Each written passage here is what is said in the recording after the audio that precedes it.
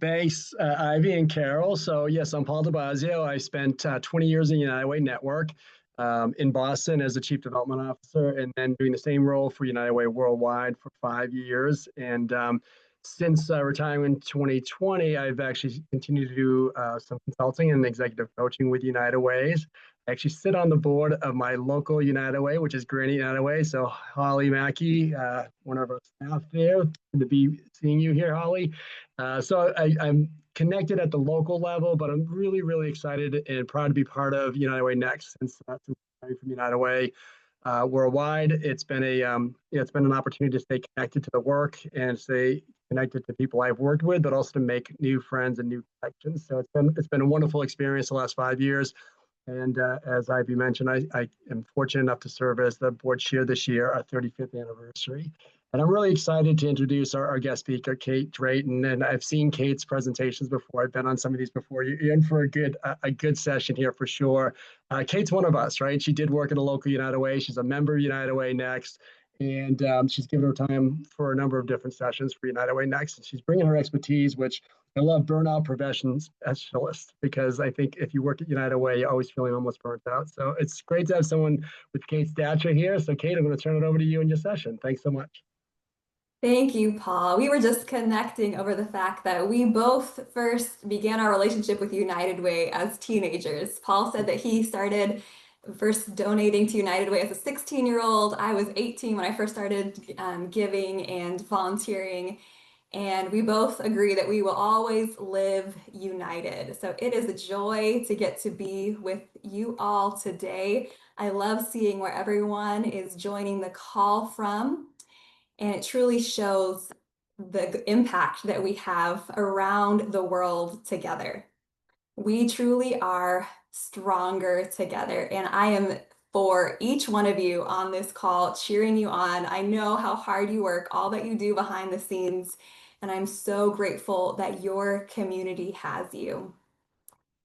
So as was mentioned, I serve as a trauma-informed consultant and burnout prevention specialist. And I have trained thousands of leaders around the world, from Singapore to the war in Ukraine to Illinois, on how we can release trauma and toxic stress from our bodies, and how we can develop healthy leaders who can multiply that health to those that they lead and love, and help healing cultures and helpful responses to mental health needs. My organization is called Flourishing Lifeway, and that is my ultimate heartbeat, that together we would support the flourishing of our communities. So today we're going to be talking about discovering our leadership voice through the lens of the 5 voices. And this is something that helps us to know our unique strengths, our superpowers as a leader, to be able to communicate effectively with those that we lead and love, to learn a standard language that you can use with your team to be able to more effectively understand each other's needs, to perform at higher levels than we have been. So we want to multiply our efficiency and maximize team performance. So when you buy a plant, it usually has a plant card that will tell you about what the plant needs to flourish. And that's really what the 5 voices is. It's that guidance of what do we need to operate as our best selves. And we'll also get a little bit personal today as we discover what not only helps us to thrive, but also we'll talk about our triggers and the negative impacts of our voice on those around us. Everything rises and falls with leadership, right? And so this is just really to help us know what actually is our weapon system when we're stressed, and how does that feel to be on the other side of. So these are the 5 voices. My email has been exploding as I've been seeing all of you taking the assessment. And the 5 voices are nurturer, creative, guardian, connector, and pioneer. And this slide walks us through what they're the champions of, the percentage of the population that they make up, and whether they are more present or future oriented. So we also have a team performance assessment where you can see the collective mapping of your voices. So on this example, you can see that they actually don't have any pioneers on their team. So that is going to impact their decision making and their level of innovation. They have a lot of guardians. So that might impact the way the conflict is managed on their team as well. So it's really important for us to be aware of these gaps and these duplications on our teams so that we can have the healthiest team possible and so that every voice is heard. So some assumptions before we jump in. So our voice is made up of all 5 voices. So you'll see your voice order today. Which one is your foundational voice? Which one is, we call it your nemesis voice, the one that kind of gets under your skin a little bit sometimes. But maturity allows us to value the contribution that each voice brings to the table. So nature, nurture, and choice all have an impact on our leadership. And I don't want you to assume what somebody else's voice is. You may be thinking, oh, I know what she is. But let's let them discover that together.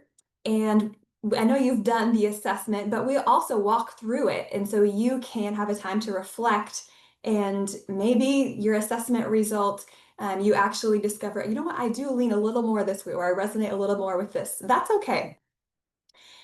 And also don't assume that you know what each one of these words, these 5 voices means. We'll define them together. So again, our leadership behaviors are made up of nature, nurture, and choice. But for this, we're really going to focus on the nature aspect more than the nurture. I kind of think back to who I was, in my inner child as a little girl before the world needed me to be anybody else. And so we're going to go through and rank our voices based on green, yellow, or red. So green is your foundational voice. This is just the easiest go-to one for you, your default operating mode. Yellow is a voice that you can do, but it's not as easily accessible. And then red is not your foundational voice. It's a little bit harder to access, but can also even be harder to value. It can be the one that, that person, I struggle with the way they operate sometimes. So this is all really helpful for us just to grow, because we know that we know ourselves to lead ourselves. So the more we know, the more effective we can be as leaders. Let's jump right in and define these. So nurturer are the champions of people, relational harmony, and values. I'm just curious if you want to raise your hand. Was anybody a nurturer when you did this assessment? I know Paul was. Okay, great. So the strengths of nurturers, they are strong feelers, and they intuitively feel how an organization will react to a new idea. Values are very important to them, and they believe that people always come before profit. So they're oftentimes more relationship oriented than task oriented. And they are really that relational glue on your team that keeps everybody together. They care for you, and their actions will show it. They take genuine delight in celebrating others' success. They are your best cheerleaders. Everybody loves to have a nurturer in their corner. They're great team players. And then the challenges are that they can become overly resistant to change and demonstrate sometimes passive aggressive tendencies. I have a lot of nurturers in my family, and we do have some of the passive aggression sometimes. They can they rarely value the contribution that they make. So they do so much for team dynamics, but oftentimes they don't even see all of the difference that they're making. And so everybody else is cheerleaders, but sometimes we need to remind them of their value on the team. So I would encourage you to just take a moment to rate your nurturer voice. Is it green, yellow, or red? You can do this on your reflection guide, on your phone, or just keep it in your head. So our nurturers are actually 43% of the population. So it's one of our higher percentages. but they're actually surprisingly one of the quietest voices. They're more present oriented. And if you are a nurturer, some things to watch out for is that they can fear conflict and sometimes won't speak out in order to keep that relational harmony. And ways that we can empower nurturers are to let them speak first. So you all know that person in the meeting, anytime there's a pause, they're going to be the first person to comment. And sometimes they might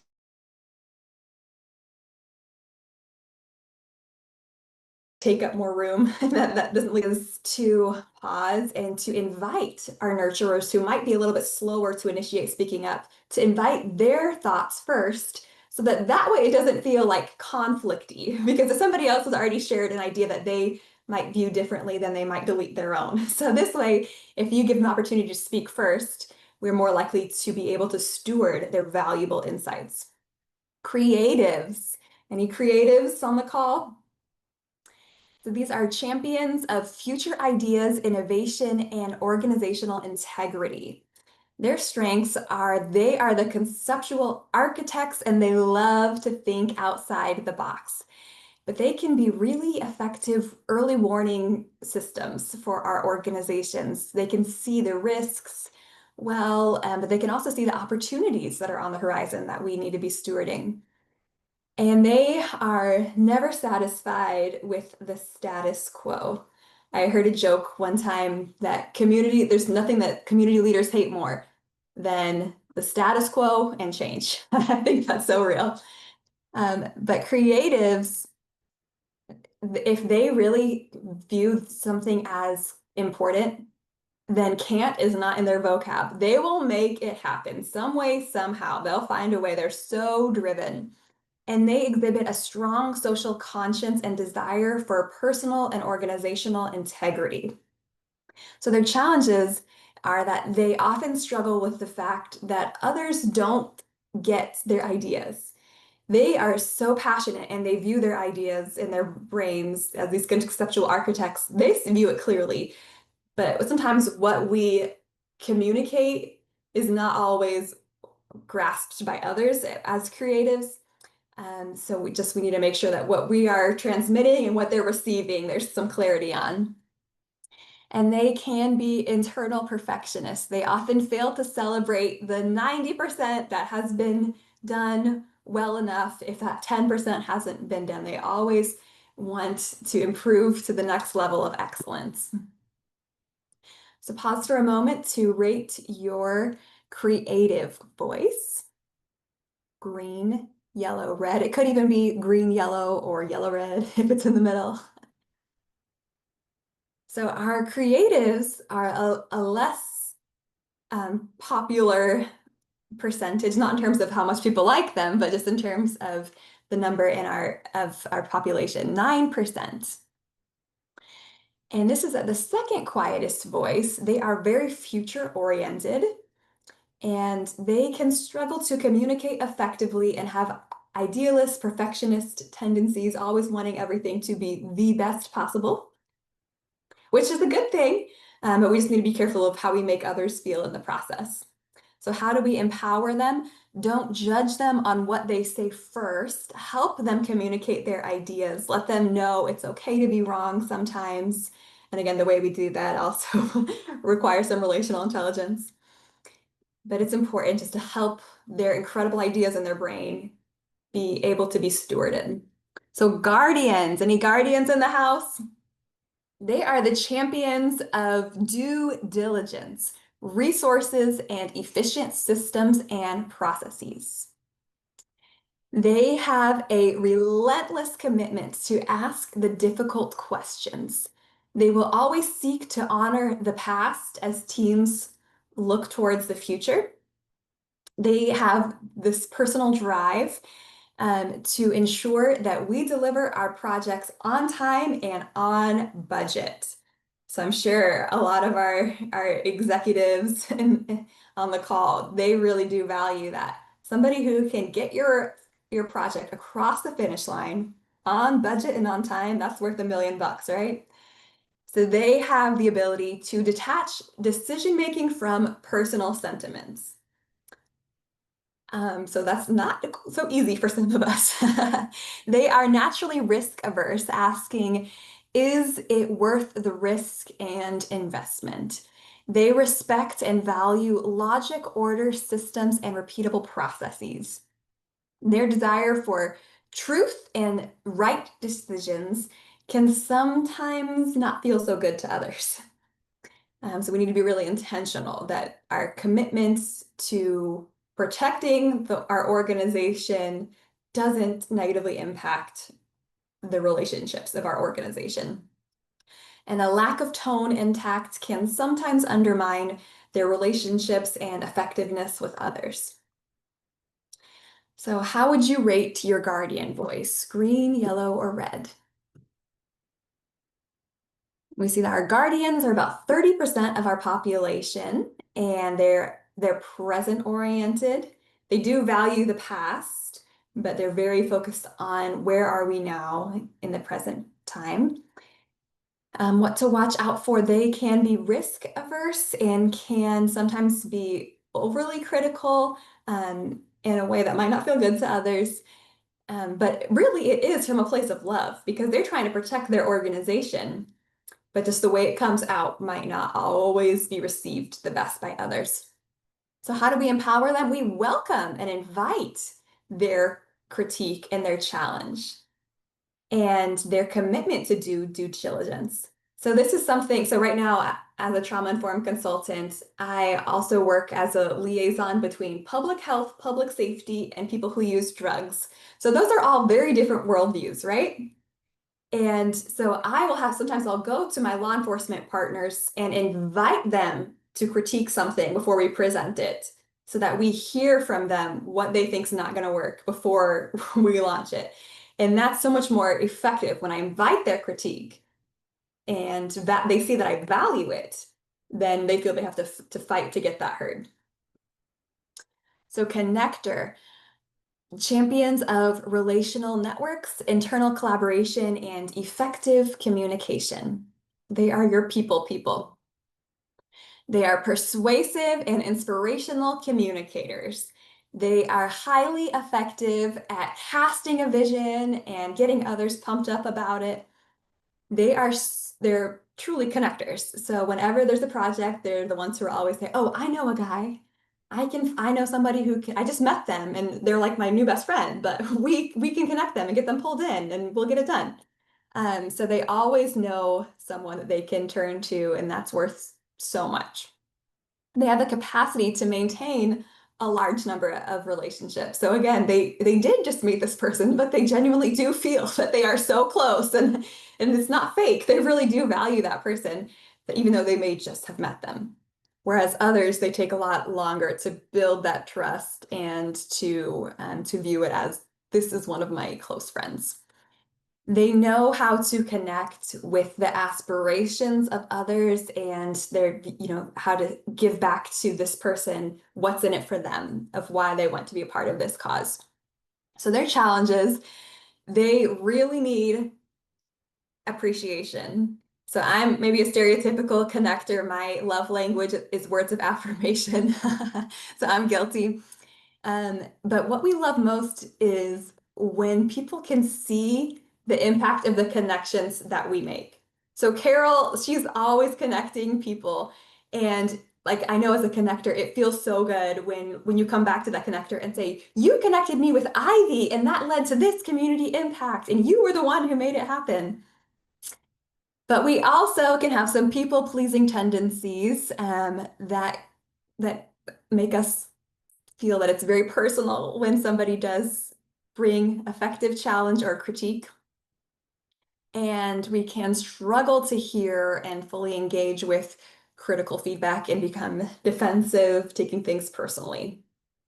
So how would you rate your connector voice?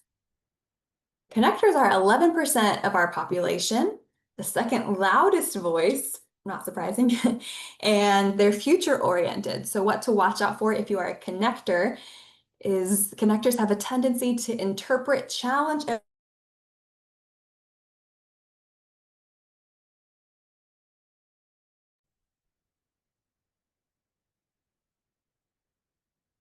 Last time Kate froze for just a second and then it sped back up and connected. So we might just give it a minute just to see if she reconnects.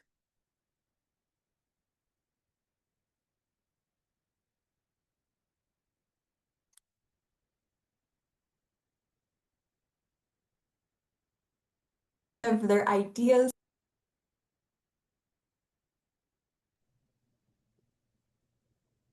So as we wait for Kate to come back on, I'll just confess that I'm a connector. There she is. Kate, we can see you, but you're on mute.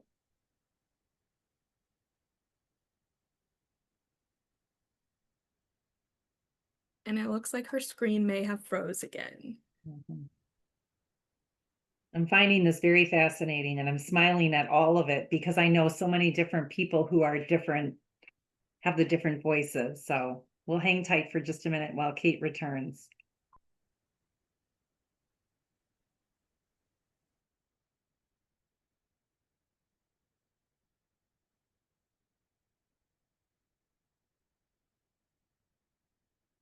I would be super interested too if anyone has dropped what they are in the chat yet. I know that we might poll, but I don't think we're quite there. And it looks like Kate just came back.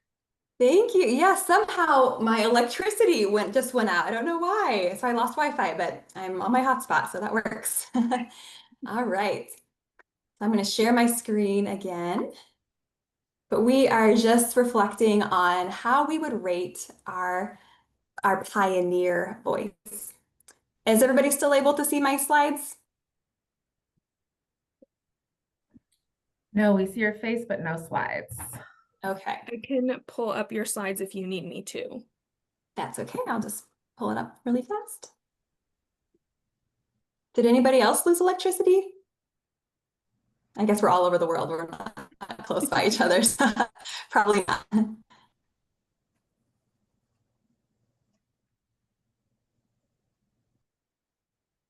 Okay, so as champ strategic vision, results, and problem solving, this is again a voice that we need on our teams.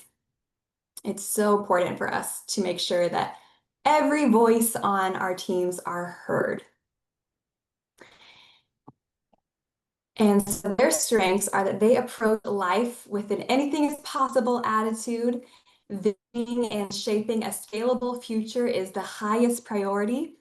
Their strategic military thinking makes them incredibly effective at aligning people and systems. And winning is really, really important to them. So much so that they can sometimes accidentally kind of push their team towards burnout because they want to get to that level at all costs. So sometimes the challenges of a pioneer, if they're not as healthy as possible, they can often appear arrogant with a bit of a me-focused agenda, especially with that I will win at all costs mentality.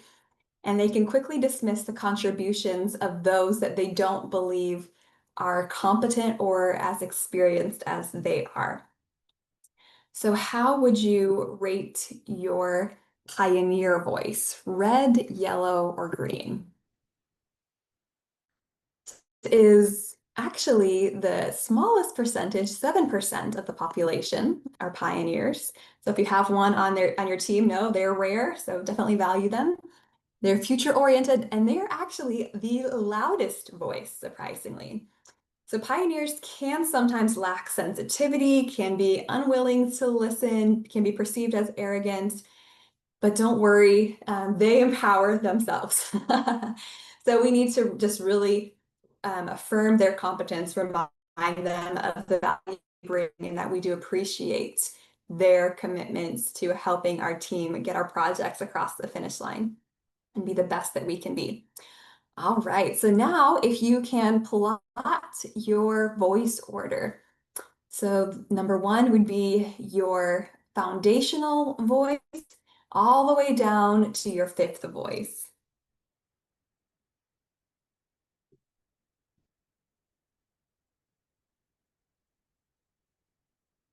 All right, and Ivy, if you would for us, we'll do that poll. that would be great. It should be launching.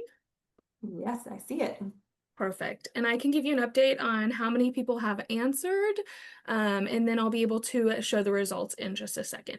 So you guys are answering super quickly. It looks like over 50% have participated already up to almost 80%. I'd be interested to see how these align with the stats that you had. Okay, we can give it a couple more seconds. 29 of you have filled it out already. Any last second? Okay, perfect. I will go ahead and end the poll and share the results.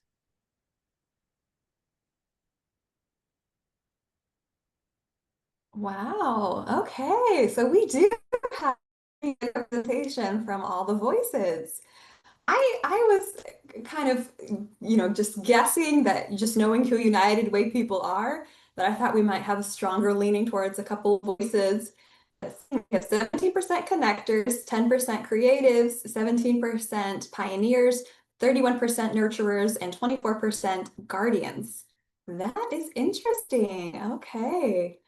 Well, thank you so much, Ivy, for helping us with that.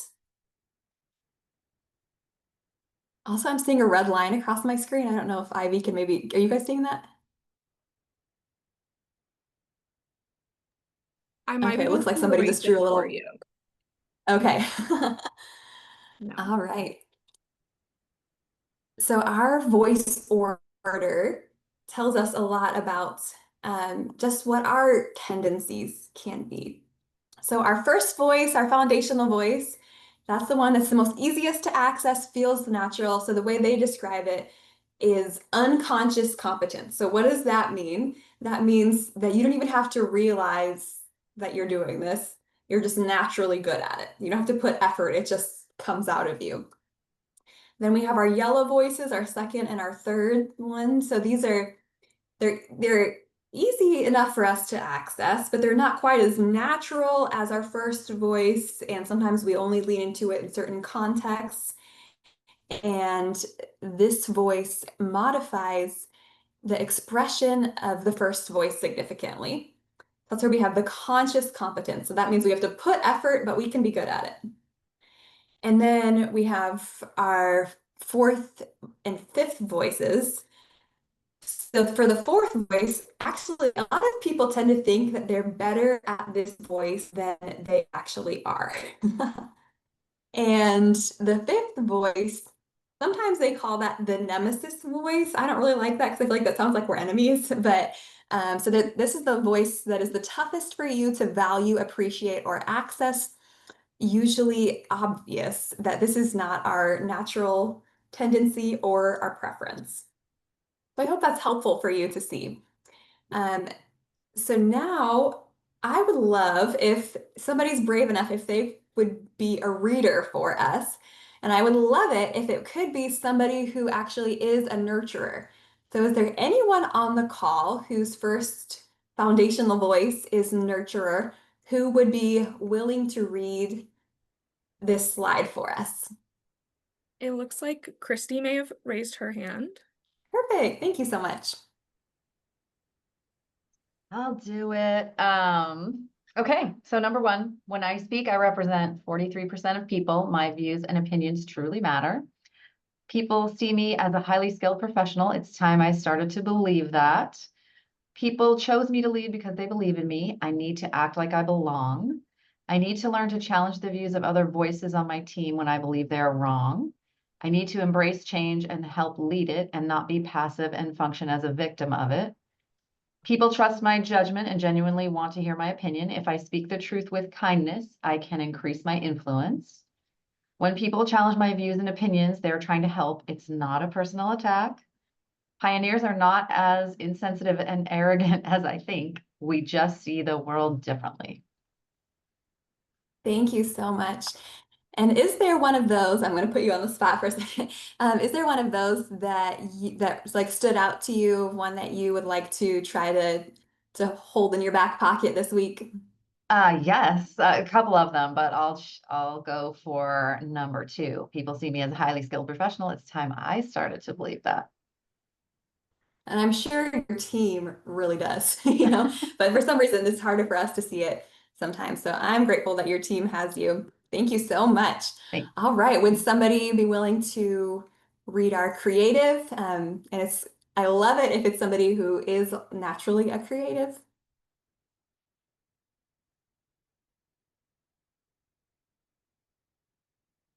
And you don't have to come on camera if you don't feel comfortable.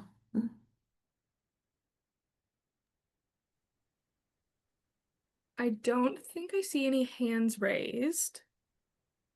Oh, I'm Kirsten. a creative. If there's no other Hi. creatives, I'll do it, but if somebody else wants to. Hi. Can you hear me? Yes, go for it. Hi. Oh, sorry. I'm just I'm multitasking in behind this meeting here, so it took me a while to jump on, but I am a creative, so I'm happy to read this one. Thank you. All right. So number 1, I need to learn to celebrate the win, even if the result wasn't quite perfect as I had hoped. Number 2, when members of my team critique my vision and ask for details, they are genuinely trying to help. 3, I don't need to play it safe. I need to give myself permission to think outside the box. 4, I need to remember it's okay to be wrong sometimes. It comes with the territory of creativity and imagination. 5, what I see as imminent opportunity or threat may actually be further away than I think. 6, financial realities are important. Good enough may have to be good enough sometimes. 7, people are not deliberately ignoring my ideas. It's hard to truly hear a creative. And number 8, I don't have to prove my worth to teammates. I can relax and trust the unique contributions that I bring. Thank you so much. And is there one of those that stood out to you the most? A couple of them stood out. What's interesting is the one, number 5, was interesting to me. What I see as an imminent opportunity or threat may be further away than I think. I would not have associated that with like being a creative. So that kind of stood out to me as like, oh, that's really interesting. Because I certainly do have a tendency to think like 6 steps ahead, like what's going to happen if we go down this path. And I don't necessarily associate that with creativity. So that's a bit of a light bulb moment. I'm curious about how that connects. Well, thank you for sharing. I love it's just valuable to me to hear from the different voices. Do we have a guardian on the call who would read the guardian statements for us? Pax has their hand up. Thank you, Pax. Number 1, how I communicate is important. Volume and sensitivity. It's possible for me to be right and wrong at the same time. I need to learn to value the future-oriented voices. They drive innovation and progress. Sometimes goalposts move on projects, and it's not anyone's fault. Learning to compromise is a healthy part of team life. Constantly driving myself and my team will eventually lead to burnout and resentment. I need to take time to invest in my key relationships. I am not defined by task achievement alone. My team knows I am competent, but do they know I care? Networking events and social media platforms are not a waste of time. Thank you so much. And is there one that stood out to you? Well, I think I've done pretty well at moderating my personal downfalls on a number of these, but actually number 8, networking and events and social media platforms are not a waste of time. No, that definitely resonates. Just leave me alone. Well, thank you so much for sharing. Yeah, so when there's so many things to get done, sometimes the relationshiping side can feel like extra fluff. Thank you so much for sharing. I love the phrase that people don't care how much we know unless they know how much we care, right? So it's always important for us to keep in mind. And is there a connector who would read this for us? Angie, thank you. Hi. All right. Number one, when people reject my idea, it's not as personal as it sometimes feels. 2, hinting at my frustrations with teammates does not guarantee anyone has truly heard me. 3, people will critique my ideas. I need to try and avoid becoming overly defensive. 4, it's okay to be me. When I believe something passionately, I will never be afraid to share it. 5, when I speak, I need to stay focused on one idea at a time. 6, I need to be consistent in my external communication and avoid the temptation to sell to individuals ahead of the meeting.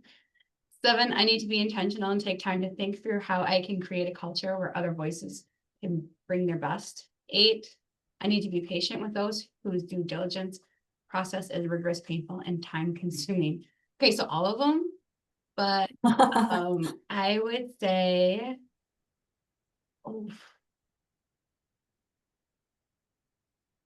it's a toss up between 2 and 5.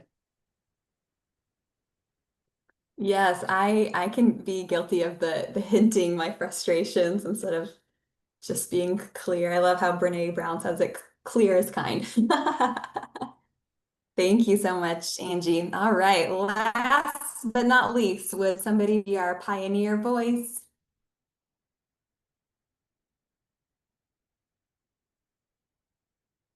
Happy to do that. Thank you. Okay, so pioneer is beware of the intellectual superiority complex. I don't have all the best ideas. Sometimes I am actually wrong. I need to take time to truly hear the views and opinions of others on the team. Beware of the power of my voice. In a moment of frustration, I can do a lot of damage to others. Only 7% of people view the world through my eyes. I need to remember that winning is not the driving motivation for most people. My team knows I am competent, but they are not convinced I know anything about them or their life outside work. I need to find a nurturer and ask them to mentor me in how they see the world. I need to take time each day to encourage someone who doesn't deserve it. If I am wrong, I need to fight my initial instinct to justify my decision and deflect blame. I will earn respect and influence if I own up to my own mistakes. So I think I'm going to go with I need a nurturer, number 6, and ask them to mentor me in how they see the world. Awesome. Well, we have some nurturers on the call, so it's a good little networking nudge. Awesome. Well, thank you all so much. I love hearing your voices on those. So I would love for you to just take a moment right now, everybody, regardless of if you shared yours verbally, but write down what is one thing that we've talked about so far that you want to apply this week. There are a few different books on this. There's The Voice-Driven Leader that just came out this week. There's also The 5 Voices if you want to read more about this. There's also an app where you can, what I find most valuable is you can have like your spouse also join, and then you can then see, how are you doing at responding in a way that they connect with, or you can do it with your leadership team, and it's just really helpful to see that as well. So now we're going to talk about the power of our voice, both the positive impact and the negative impact. So we want to always we never graduate from the school of leadership. So we want to think about what is it like to be on the other side of my leadership. So leading well starts with our ability to know ourselves, to lead ourselves. So we'll start with the positive. So the strengths or the superpowers of these voices. So we want to, again, help these plants to thrive. So we need to give them what they need to thrive. And every voice offers unique advantages and positive superpowers that can elevate your team's performance. So what are these superpowers? So nurturers are empathetic and caring, often ensuring that all team members feel valued and heard. Their strength lies in their ability to maintain harmony within the team, to provide support, and to think about the welfare of others. They can be powerful advocates for team cohesion and morale as your cheerleaders, as your relational glue. So they emphasize empathy, ensuring all team members are heard, everybody knows that they are for them. They can help when there is conflict to help be the harmony that's needed, encouraging others, and just advocating for the wellness of the team members. Creatives are innovative and insightful, able to see possibilities that others might miss, and they bring a depth of thought to the team, often coming up with unique solutions to complex problems. Their strength is in their visionary thinking and ability to anticipate future challenges or opportunities. So they are so innovative, looking for opportunities, they're visionary, and they can really see what's coming. Guardians are practical, reliable, detail-oriented. They bring a critical eye to projects, focusing on processes, systems, and potential risks. Their strength lies in their ability to create stability and structure, ensuring that decisions are well thought out and the team is prepared for potential pitfalls. So they're your systems people, super detail-oriented, and can really be great protectors for your organization. Connectors excel in communication and networking. They're able to understand and relate to a wide variety of people, making them excellent at building relationships both within and outside the team. Their strength is their ability to translate outside and just to bring people together, to rally the troops with so much passion. They are great communicators. So if you want to launch a project, have a connector do it. If you want to, get a whole lot of friend raising done, they're your go-to people. Pioneers are strategic and driven, often leading the charge towards new initiatives and goals. They bring a sense of direction and momentum to the team, pushing boundaries and encouraging innovation. Their strength lies in their ability to keep the momentum going. So they're so strategic, they're so driven, and they can really help break out of that status quo. So when a team is balanced, integrated, then they're going to be most effective. That's where your performance will really increase. So what about our negative impacts of our voice? This is a little bit spicy. This is where we need to have that self-reflection. Sometimes people will call this their weapon system. Because we can help others to grow, or we can actually unintentionally cause harm to others when we are triggered or in stress. So we all have a possibility of negative impact on others, and stress can impact how your voice is experienced by others around you. So under moderate stress, voices can exhibit subtle behavioral shifts that influence their interactions with others, but under extreme stress, these changes become more pronounced and potentially disruptive.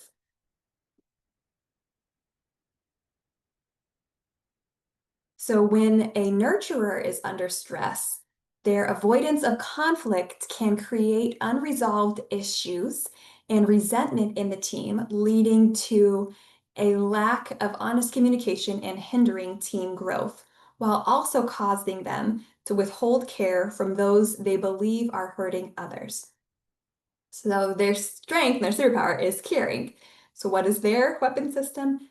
To choose to not care, to choose to not help, to not do all those extra things that they normally would do. So withdrawing and withholding care, there can be a communication breakdown, cold, distant, and transactional, increased personal stress and possible burnout. And contrary to typical warmth and concern for others, they withdraw their care and support, treating others with disdain or indifference. So what triggers a nurturer?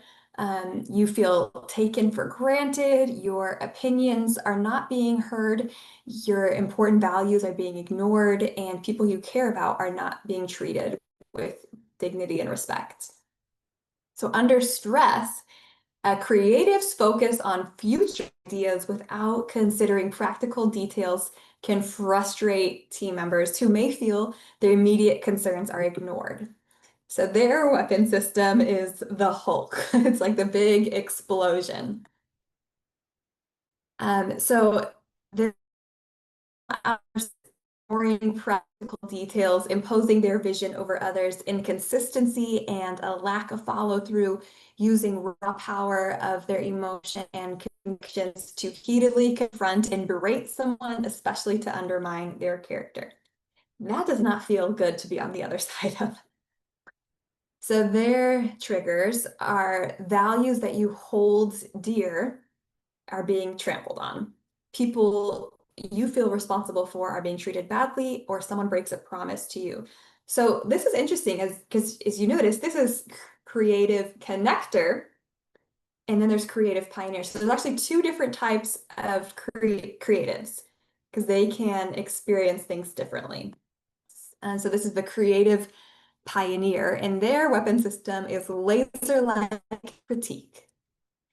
And so they can become sharp and cynical in their criticism, impatient. They can dismantle someone's idea, argument, and character, tear it apart in just a few minutes. They can sometimes lack tact in the way they do that, a dominating vision at all costs, and unrealistic expectations. So their triggers are incompetence and inefficiency. Decision makers appear arrogant or complacent. People appearing to dismiss their ideas or exaggeration.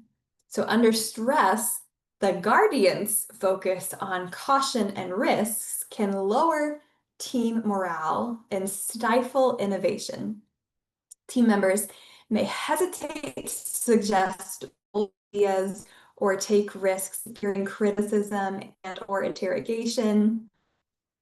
And they can just, I had one supervisor and she would just how the heck out of something, how, until that idea was just deflated and crushed.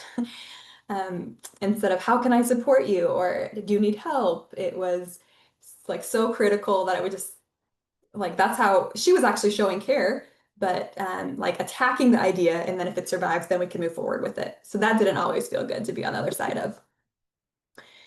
So their negative voice impacts can look like stifled innovation with relentless questioning, lowered team morale, slower decision-making as they weigh the risks, micromanagement leading to lower productivity, or interrogation, using hard questions that could make people feel exposed and their triggers are when I don't trust the competence of the decision maker, when incompetent people challenge my competence, when people don't take my questions seriously, and taking unnecessary risks. And under stress, a connector's enthusiasm and need for harmony can make them defensive about critiques and scattered in focus, which can stifle collaboration and undermine team alignment. In the end, it can lead to their weapon system, which is cyber warfare. So it's when we can use our relational skills to actually have others negatively view that person that we're upset with. So it's like, hey, I'm upset at Ivy. I know that she has, her name is in the pot for a big promotion. And then I would just very slyly just say, oh, to somebody who's the decision maker, Ivy, that's an interesting choice. And just plant that little seed of doubt, you know? So that's, and it will just, we use our relationships in a negative way. So we, our negative voice impacts can be becoming defensive and taking things way too personal, sowing doubt about others that we feel have slighted us, overwhelming others with our ideas. We have a million passion projects and we care about them all, avoiding conflict, but participating in gossip, and superficial relationships that undermine true collaboration. The triggers for connectors are people taking credit for your work, people not recognizing the validity of your ideas, and sensing that people aren't for you or not willing to collaborate. And then lastly, a pioneer's strong drive for action and decision-making can overshadow quieter voices on the team, creating a culture where not all perspectives are truly heard. And so they can kind of bulldoze others. And this looks like overpowering others, ignoring different perspectives, undermining team unity, impatience, high pressure, and resistance to collaboration on short time limits. So their triggers are frustration with the incompetence of others, people challenging your competence, people threatening your vision, inefficiency, and unnecessary delays. So if any of you choose to, there is the full 5 voices report that will break down for you what happens when you are in moderate stress and in extreme stress. How do you get healthy? And then we'll give you very practical tips on how to connect with all of the other voices in ways that will be most meaningful to them. So now we've already talked about our superpowers, our negative voice, and our triggers, but in the left box, we have our liberation statements that I want us to focus on. So for nurturers, something that's really empowering for them to hold on to. So if you want to take a picture on your phone with this and just keep it in your back pocket, this is their liberation statement. I need you to value my contribution and take the time to draw out what I really think. Invest and believe in me, even if I struggle to believe I'm good enough. Spend quality time with me, get to know me, and join me in caring for others, even when you don't perceive it as important. So meaningful. For creative connectors, theirs is, I need you to believe in me and my ideas, but don't judge me on what I say first. Make sure you take the time and ask the questions to understand what I'm trying to say. Give me the space to dream and keep encouraging me to push new frontiers, even if you can't see it yet. And for creative pioneers, I need you to respect my ideas, but don't judge me on what I say first. Take time to ask questions, but don't waste my time. Bring data to support your opinions when we collaborate.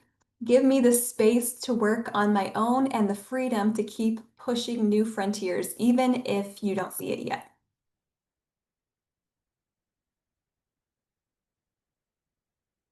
The Guardian, I need you to respect my professionalism, competence, and desire to bring order, systems, and processes to life. Let me ask my questions and do my due diligence.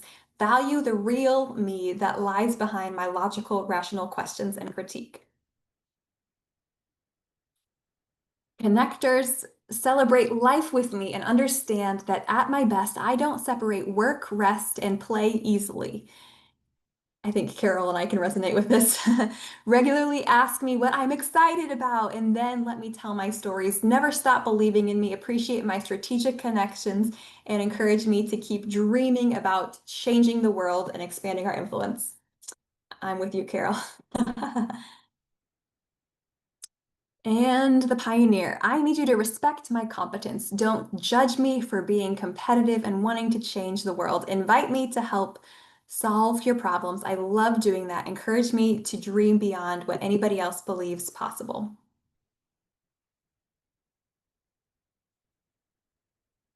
So we all have different levels of present and future orientation and how we make our decisions based on if we are people and value oriented or systems and logic oriented. So do this with your team and see where they all fall.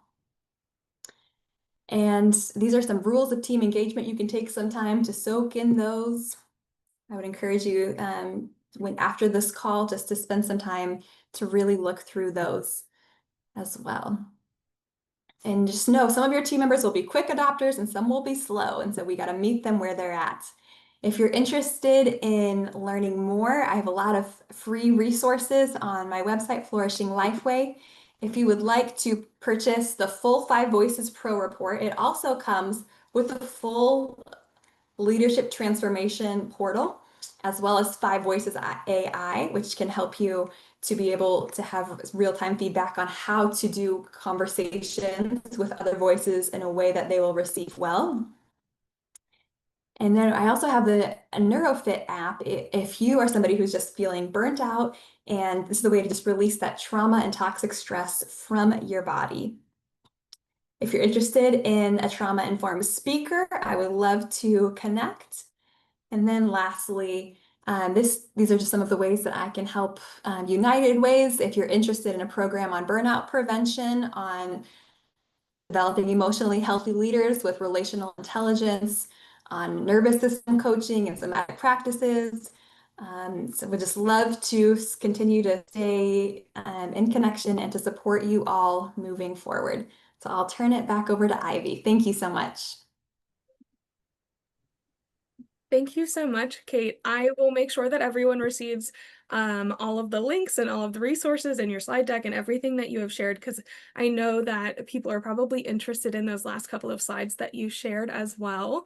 And I haven't seen a ton of questions in the chat, so that is probably good for the sake of time. But if anyone does, feel free to drop them in quickly.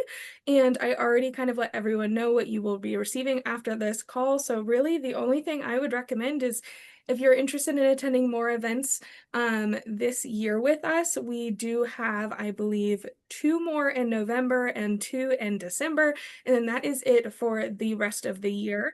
And then I will give another shout out to our event programming sponsor, FrontStream. Otherwise, if Kate, Paul, or Carol have anything else, feel free to jump in. I just want to wrap up. Just remember that I was go going ahead. to say the reflection guide, don't forget about that. That'll be a really helpful tool to not only have information transfer, but to have that true transformation for your team. Thank you, Kate. Well, I just want to say thanks to everyone for being here today, and to Kate for this great presentation. I didn't get to take the assessment up front, so I'm going to take it because I want to confirm that a connector, but I really want to know what the other one is. And I want to say thanks to Paul for being here today as our volunteer to help support the session, and to Ivy and Kirsten as our team who help make all these things happen. So everyone else, I hope you have a great rest of your day.